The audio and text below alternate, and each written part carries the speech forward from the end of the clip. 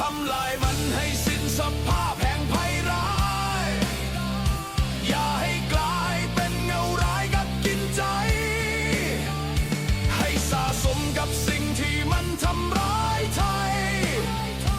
จนกว่ามันหมดสิ้นไร้ทางต่อรองถึงเวลาที่ไทยเราต้องกอบกู้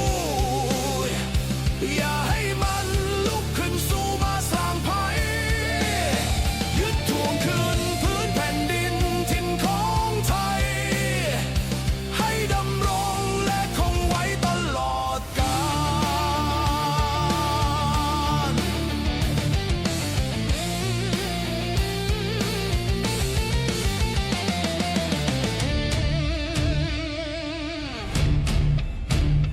คนแนวหลังส่งกำลังใจให้แนวหน้าให้ผู้กล้าสู้ต่อไปเพื่อ